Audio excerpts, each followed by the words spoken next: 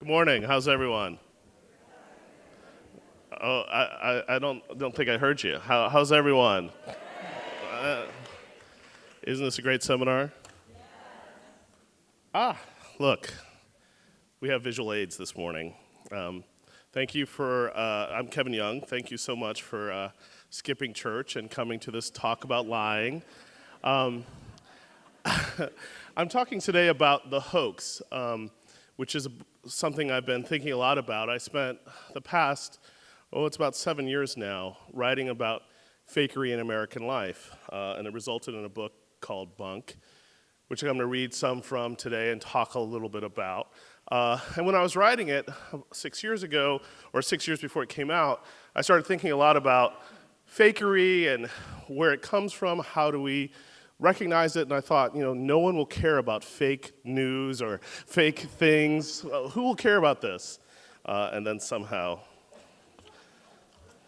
it seemed relevant.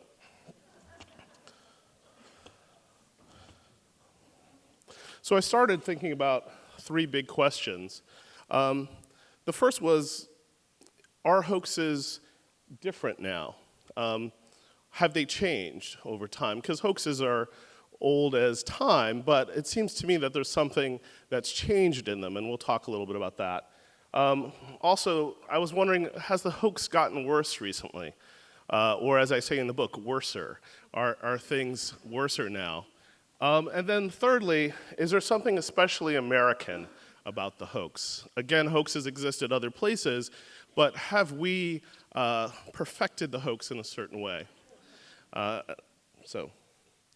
So this is, all this started me thinking about P.T. Barnum, and the book ended up going from P.T. Barnum to the present. And I thought I'd read you from the beginning of the book a little bit and talk a little bit about Barnum as a way to talk about now.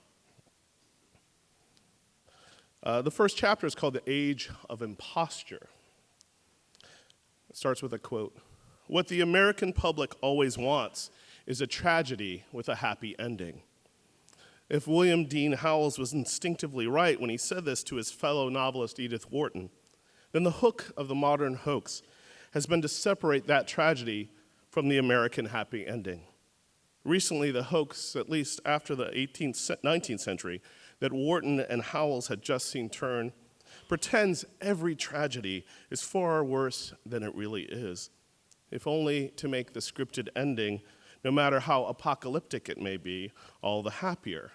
Once the hoax meant to honor, now it embraces horror. Once it sought to praise, today the hoax mostly traffics in pain.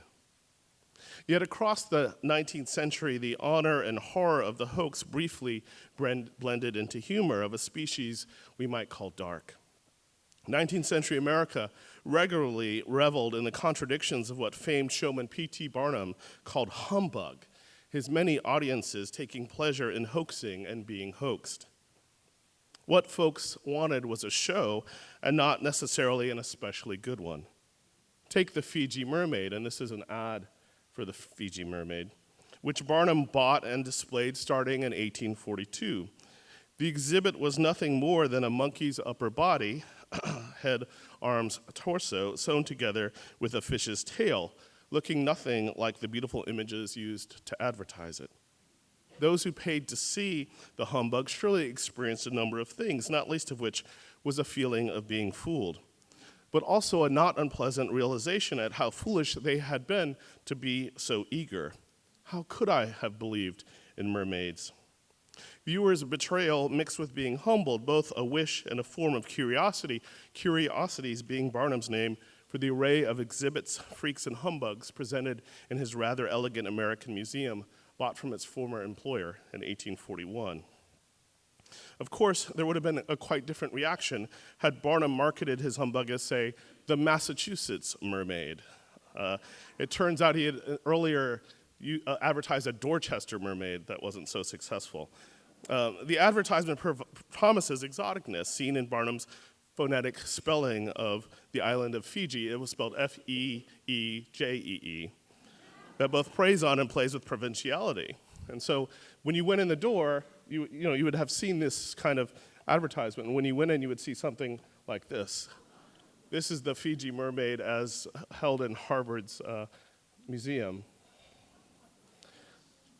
So the name Fiji mermaid also suggests not just where this is found or what could be found there, but an idea, however subtle, that this, quote, ugly, dried up, black-looking, and diminutive specimen, as Barnum later put it, just might be what passes for a mermaid in that lesser foreign land.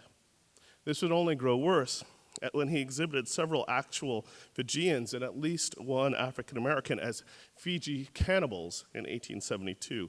That's F-I-G-I now. Their foreignness, or rather nativeness, their only freakishness.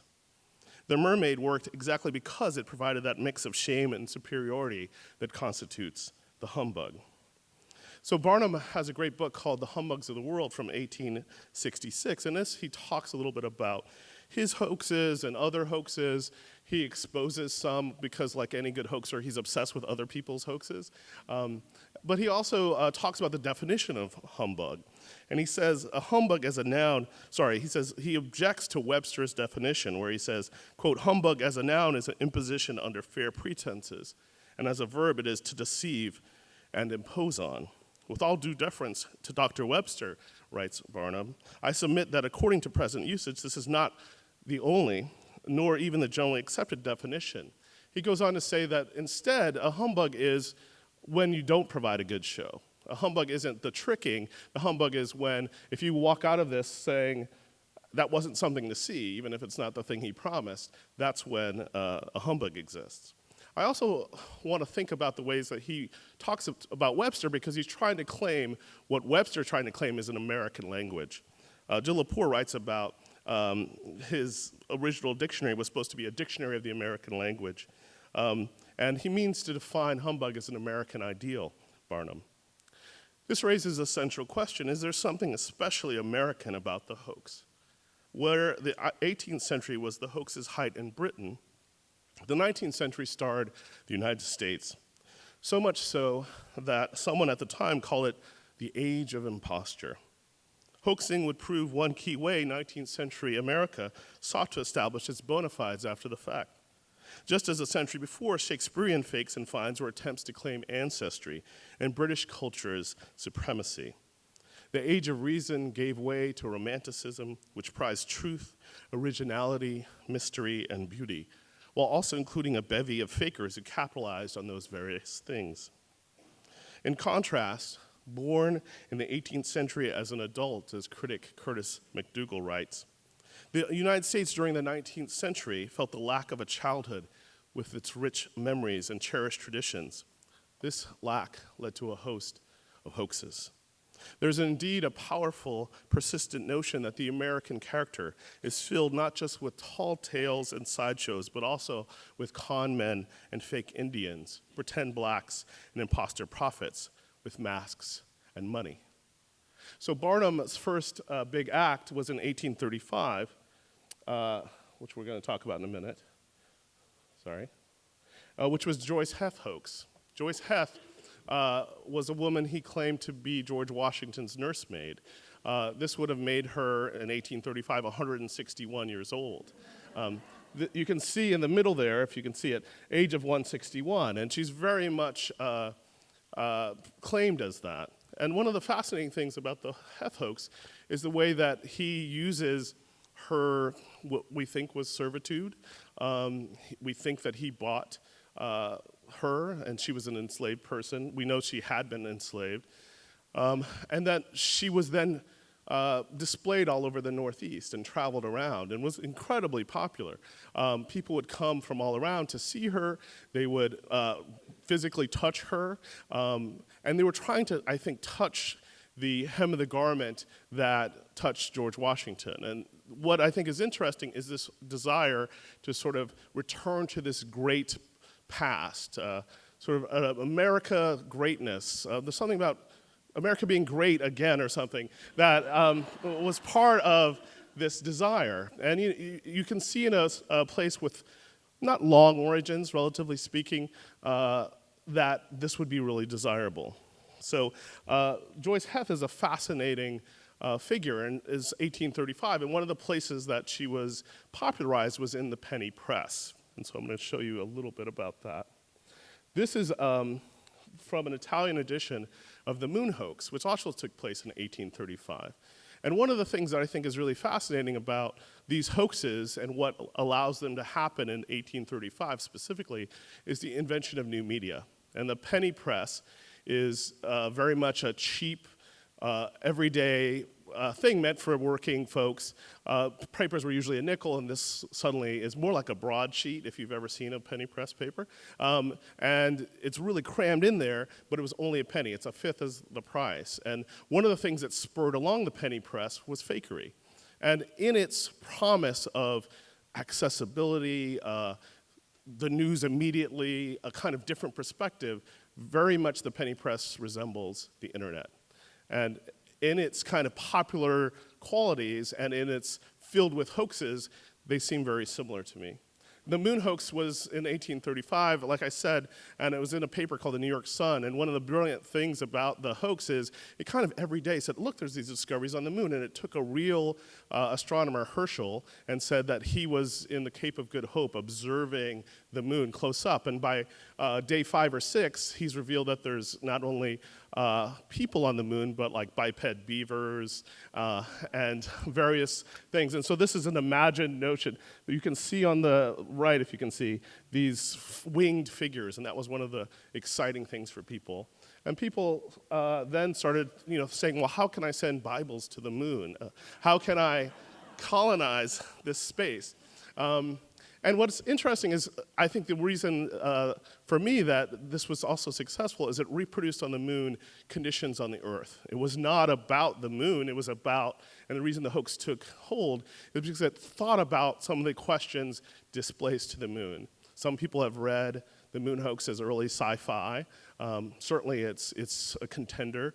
At the same time, Edgar Allan Poe was doing his own balloon hoax, you may know, which wasn't as successful, and he was always mad about that. Another 1835 sort of incident in the penny press that was very popular was Matthias the prophet, who was a figure in upstate New York, kind of in the burned-over district. He had a spiritual marriage with a rich couple's wife. The husband was there as an observer, and later had a sort of heart attack, which they didn't attend to, so he was tried for neglecting them. One of the people who was in the trial, which was very sensational, you can see this is about the prophet Matthias, and sort of it was a sensational pamphlet that came out right at this time, that was Sojourner Truth. She was not called Sojourner Truth then, but she was one of the followers of Matthias at the time. And so you can see even in 1835, there's all these questions of race and popularity and belief that I think are with us today. So what are the things that helped hoaxes along in 1835 and I think now? New media. There's the penny press being invented. In our time, I think we're talking about the internet in many ways. There's also a kind of nostalgia at work. Certainly you see that in Joyce Heth, who's being handled by crowds and thought of as this nursemaid. It's spoken of as that she nursed George Washington. And so her body is very much part of this idea. But then also, there's rapid societal change. Things are changing. And I think the hoax very much is pitched at our deep divisions, and it seeks to deepen them. And then there's also a kind of pseudoscience or fake expertise. And you see it at work with Joyce Heth. Joyce Heth would be questioned, what was she? Was she an automaton, people said? A sort of primitive robot? Was she made of rubber? That was another idea about her. And Barnum would turn that into more sales by saying, come see for yourself. I don't know. What do you think? I think that's one of the brilliant aspects of Barnum is turning the kind of curiosity into profit. One of my favorite quotes of his is, "Every crowd has a silver lining." But the other thing he did is he was really smart about capitalizing on race. and race being something that went through all of these questions. It was a deep division at the time, of course, in the midst of slavery. The New York Sun, which ran the Moon hoax and some of the Joyce Heth ads, was very much a paper that was seen as an anti-slavery paper, but there was also some questions with it. So these questions of race started to crop up for me in the writing, and I started to think about the ways that race itself was a kind of hoax predicated on something fake something we knew was fake but pretended to be real, and of course had real effects. So one of his later shows, hoaxes, exhibitions of Barnum's, was at his American Museum in 1860. He showed a show called What Is It? One of my favorite, I'm a poet other times, and we love words, and so one of the things I was fascinated is it what is it or what is it? And I came to understand, and it's hard to see, but they're on the end pages of the book if you open the book up, these very images. On the left is a picture of what is it. Oops, sorry. And you can see here on the left, it is what is it. The is lowercase, the it was uppercase. The difference is that it emphasizes the ways that this person, who we didn't know if it was a person because it's called an it, was advertised as the missing link. And I'll read you just a little bit about that, and then we'll have some questions.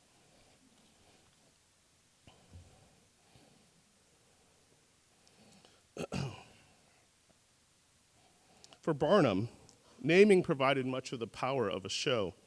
He knew using exotic terminology and quoting invented experts promised his audience a world they might not otherwise get to see. His early touring exhibitions in popular American Museum gave audience members a sense of traveling without leaving their assumptions, of touring without being a tourist. This is one of the hoax's chief gambits. Above all, Barnum offered reassurance, even as he let the audience glimpse freaks and curiosities beyond category. Visitors got to leave whole, entertained while offered proof of their being higher up on the scale of humanity. It would be in the notorious exhibition he called What Is It that Barnum would dress a black man in animal hides that proved a symbolic dress. Just months after the publication of Darwin's Origin of Species in 1860, intrigued visitors would enter to find the answer to the exhibit's question, a black man they were invited to see as or as the so-called missing link in evolution.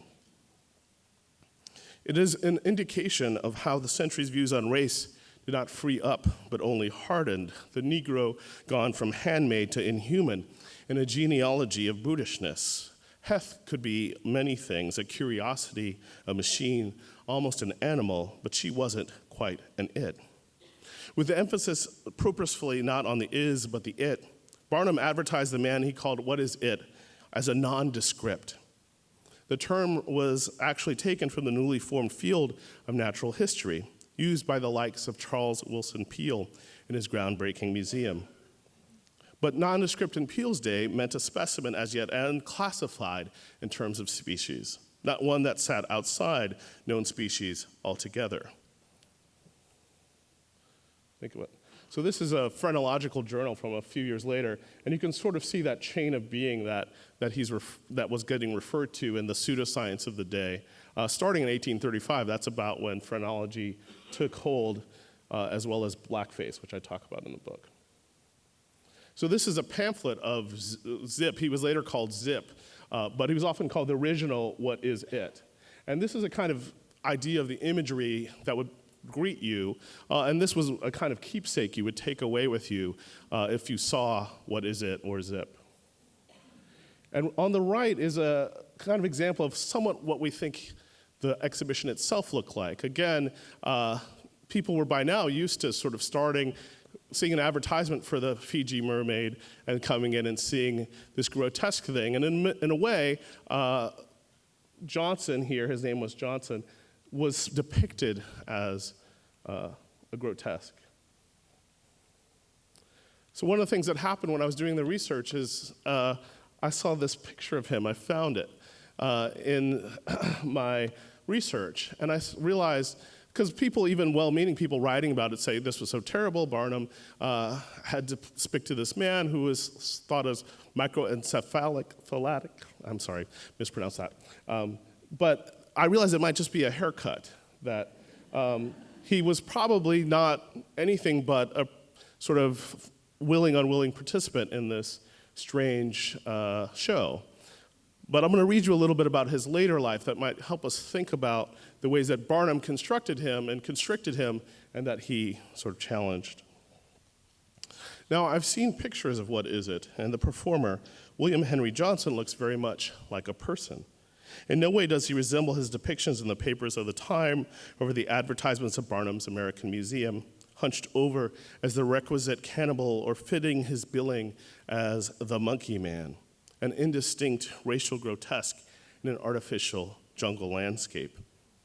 That Barnum, 25 years after his Heth beginnings, months after Darwin's revolutionary theory, and on the eve of the Civil War, would draw a direct line between blackness and the missing link, between primitivism and primates, still shocks, though it might not surprise.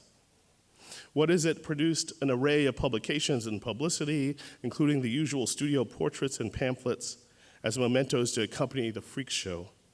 But Johnson was just as often viewed in a cage. What Is It became renamed Zip sometime in the 1870s, likely after the blackface minstrelsy character Zip Coon. A pamphlet called The Life of Zip, the pink pamphlet I showed you, published circa 1884, whose rose-colored paper cover image redefines grotesque, claims he was from Australia, the lost land that similar freak show exhibits, such as the wild Australian children, were claimed to be from. Despite declaring it's being, quote, a history of this person as it is possible, the promotion quickly abandons personhood in describing the capture of this creature, naked and on all fours, this time in the bush by Barnum's agent, revolver in hand. Quote, "It was here noticed that this creature was of a dark color, but the actual hue could only be determined after a thorough washing. This darkness is contagious toward the audience who see it. Quote, thousands went to see it then, and thousands go to see it today. But there are still in as much darkness as ever in regard to the true history of this wonderful being." Yet as a pioneer of that exhibit that sideshow folk termed pinhead, Johnson did have a lengthy and successful career, continuing well into the 20th century, when he often appears more clown-like. By his death in 1926, which is 60 years after he was first shown, Johnson was called, quote, the Dean of Freaks, enjoying what critic Robert Bogdan calls the longest successful career of any of the sideshow attractions. Johnson's reported last words to his sister indicate how he was well aware of his role. "Well, we fooled him for a long time, didn't we?" Ultimately, Zip was estimated to have been viewed by over 100 million people. Just think of that. And his pop culture descendants can be found in popular comics, such as namesake Zippy the Pinhead, and comedy routines like Saturday Night Live's Coneheads, who hail from faraway France. So then I found this image, and it really struck me. It's from 1885. He's still wearing a furry suit. Johnson's on the right. Ben the Leopard Boy is on the left. And they're wearing boxing gloves. And so this is just a last bit on that.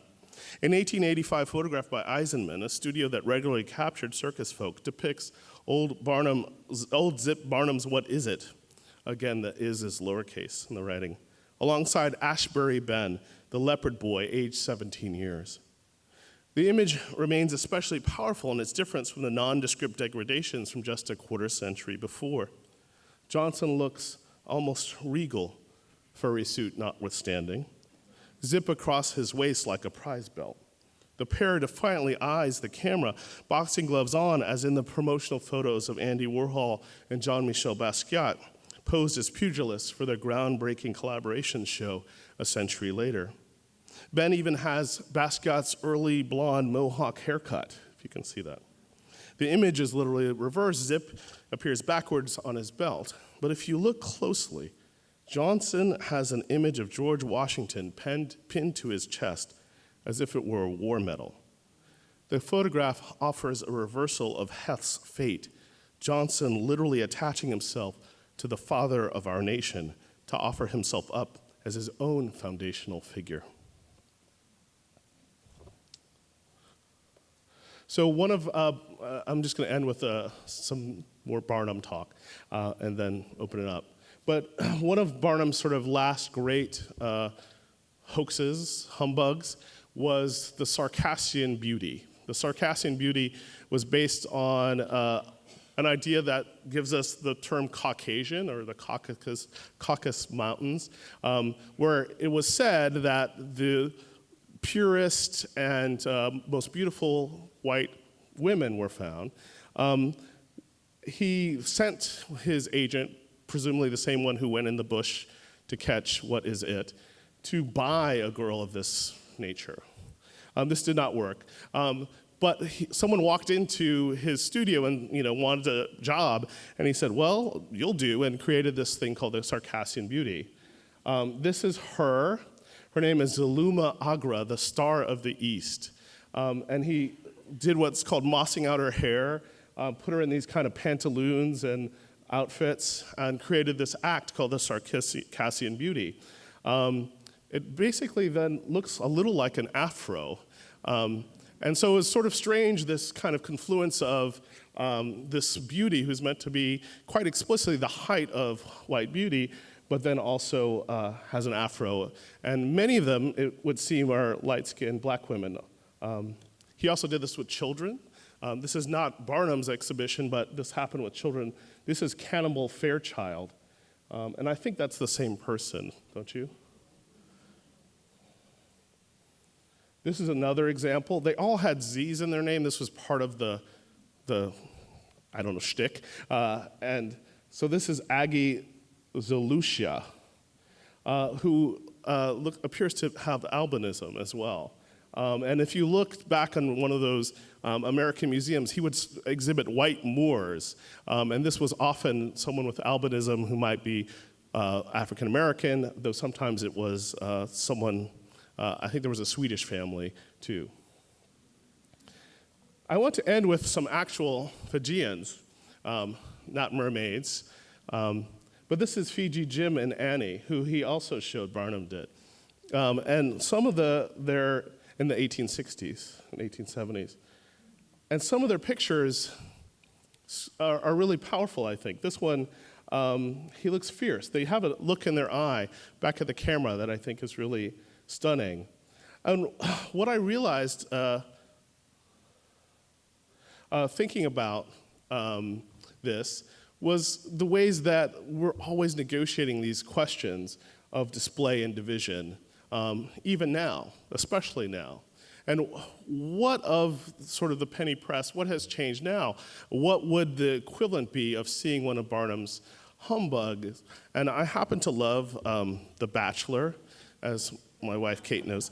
And I realized that very much it was like seeing a reality show or reality television. It had very much the same effect of you're constantly saying, is this real? Is that really happening? I can't believe this is happening. And that kind of switch between, is this really happening, to I can't believe this is happening, to, well, I'm watching it, is one of the things that I think audiences experienced. I also think that audiences in the 19th century were very sophisticated about these kinds of questions. We know from the time, say in the moon hoax, some people believed the moon hoax, that people really were living on the moon and that there were beavers there and waterfalls.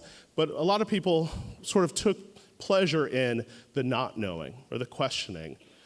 I think the difference now is that, that used to be somewhat honorific. There was in Joyce Heth, despite the fact that he purchased Joyce Heth when she died, which was probably from exposure just a year or so after the show started, Barnum took her body back to New York and exhumed her for money in a medical theater. Terrible, horrible, and then he used that to say, well, he dissected her, I should say, and had an autopsy. That was sold for profit, and then he said, well, oh, she was only 80-some years old. That was part of the hoax. He got more money in that. And that kind of dissection of the black body, it sort of still exists today, but I also think it oddly was honorific for Joyce Heth. Not that part, but the idea of her as the nursemaid was seen as somewhat honorific.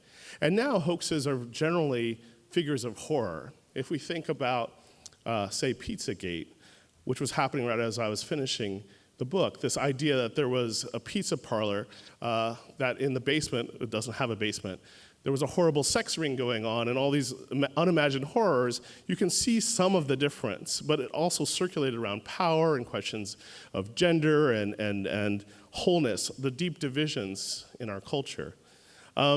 That's one of the things that I started realizing was that things had changed. There was also this notion, I think now, that the hoax, like I said, things are worser. There are more hoaxes, but they're also in a more scary fashion. But that they also deal a lot with race. One of my favorite recent hoaxes is the Rachel Dolezal hoax, where she was pretending to be a black woman, dyed her skin, changed her hair, became head of the NAACP in Oregon. Or was it Washington? Washington. Because, and then I went to Washington and talked about this. They did not like that so much. So what was fascinating about it is I started the book thinking about why we deceive each other. And thinking about Barnum and thinking about now helped me think about why do we believe? Why do we believe in these things that are, in retrospect, so obviously fake? And that is something that I think we very much have to think about, and the book wrestles with. And I think we're partially believing animals, but partially we're believing something, a story that we wish to be true about America, about wholeness, and about ourselves. And I don't want to take too long because I want to leave some time for questions, 10 minutes or so, and then we can talk a little bit more about that. Any questions? Thank you.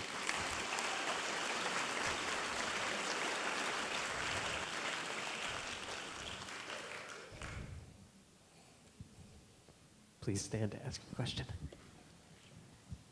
You somewhat alluded to this, but have you thought about bringing even some of your work into a more contemporary flair about the things that exist today? You know? Yeah, I mean, I only had time to read sort of the older part, and I wanted to talk about Barnum because I think he's, a showman who ran for office, he happened not to win office, but was thinking a lot about these kind of questions I think are with us now. A lot of statements that people talk about now are kind of Barnum statements. Like you can't help but believe them, they're so over the top. And I think that outrageousness is part of the hoax's desire and wish. But yeah, the book ends with plagiarism and the plagiarizing of Michelle Obama's speech, for instance, by Melania Trump at the Republican National Convention, and what that thinks about. And so it does end with our current day and fake news. But I really wanted to trace the history of the hoax and then the hoaxing of history. Thank you for a brilliant analysis. Oh, thanks. I feel that your unstated assumption is that the biggest hoax of all in America is something called race. Would you talk about that? Sure. Yeah, it's something I came to, it was a bit of a hunch starting out. Why were all these hoaxes? And I don't mean back then, I mean now, like James Fry's Million Little Pieces. There's a sequel to that. I mean, it's strange that he created a sequel where he's in jail for months when he was in jail for 10 minutes, but forgetting that aside, in that hoax, there's a very much a encounter with a black figure. That's the beginning of the book. And then he teaches that black figure, who's named Porterhouse, to read. Can anyone guess what the book he uses to teach Porterhouse to read is? Uncle Tom's Cabin's close, sir. You can't guess. My wife's like a ringer over here. No, not that bad. Huck Finn is right. It was Huck Finn. Huckleberry Finn. So there's this kind of, in that very act, he's connecting us to this fictional narrative that is also race. And race, I think, is this thing that grows up right around the time of the hoax. And one of the things that I realize is that to talk about science, which very much Barnum was thinking about, Darwin, for instance, to talk about the rise of science meant we had to talk about the rise of race and the rise of pseudoscience and the way that hoaxes very much were predicated on race, but also that race was predicated on hoaxes. And I trace that from Barnum, which I think is obvious in the ways he was playing with race, into today, and ways that become very obvious now. It's not an accident to me that, and this wasn't revealed as much when I was finishing the book as it is now, that, say, Russian bots were targeting racial questions on Facebook, for instance, or they weren't going to, gardening parties and saying they're really, they were thinking about these deep divisions much the same way the hoax does. Thanks for a great question.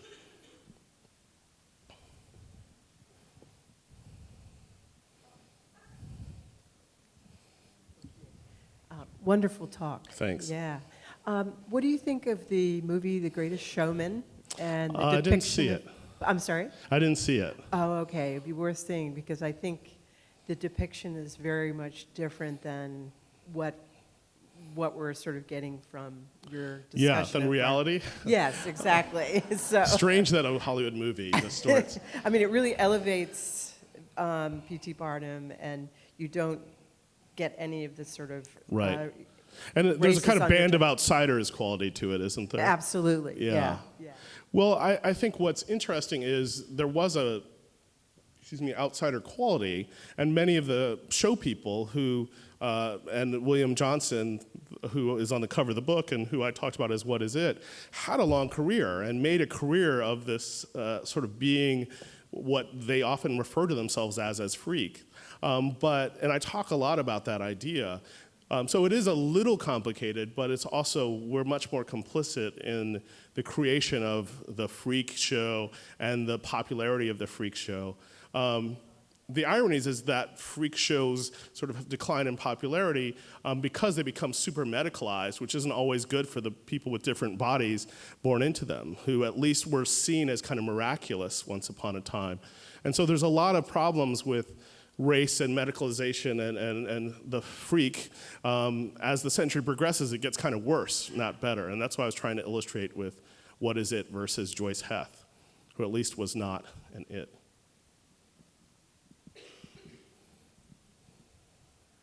I'd like to thank you for this. Thanks. And I'd like to suggest that on a less misanthropic sort of hoax trajectory, we might sometimes look at literary hoaxes. We, for a couple of years, did not know who wrote Primary Colors. And there was an April 1st Sports Illustrated article that turned out to be written by George Plimpton about this amazing That baseball player, yeah, that's a great hoax. I can't remember his name, but Sure. he was from rural Maine. Yeah, something Fitch or Finch. And he Sure. pitched this amazing fastball with one hiking boot and one bare Right. foot. And I think it would be fun and interesting Sure. to explore some literary hoaxes at some point. Well, I do in the book. Obviously, I couldn't read the whole book. It's 500 pages. But I do talk about the literary hoax. What I would say to you is that even something like Primary Colors, which I do mention in the book, he used the mask of a black man to tell that story. And so there is a kind of even reaching for race in many of these questions, even ones that seem far from race. So that story, while literary also, and sometimes humorous, still also has sometimes these interesting undertones. And so if you read the book, I'd love to hear what you think about these literary aspects, because as a literary person, I love those kind of hoaxes. We got two competing. I think we do one, then two. Young lady, yeah. What is your theory as to why we believe them? I think we believe them because they tell us a story we want to be true. And I think sadly now, the story we want to be true more than often is that things are as bad as we fear they are. I think they used to kind of say things are better. Joyce Heth is alive. You can touch George Washington via her. But I think starting around the turn of the 20th century, hoaxes got more dark, no pun intended. And I think that, say, around War of the Worlds, the famous hoax that Orson Welles did on the radio, that people started seeing hoaxes in a sort of negative light. The two things that Orson Welles said is there weren't any UFO sightings until after he did his hoax, which I think is interesting to think about. And then also that the screenwriter who went on to write Casablanca, the radio script writer, said that no one would have believed the hoax if the aliens came and were friendly. Partially, it was that the aliens came and they were, blowing up towns. And I think that's an interesting idea. Like, are we now in a place where horror, grab your shotgun, which people did, is a much more typical reaction to the hoax, instead of let's be bemused and sort of laugh at ourselves. And there is a quality to that, say, in Pizzagate, or which literally someone grabbed their gun and went to this pizza parlor. And I happened to, on my tour for Bunk, eat at a restaurant, and the guy came out and he said, I'm surprised I'm not in your book. And I said, who are you?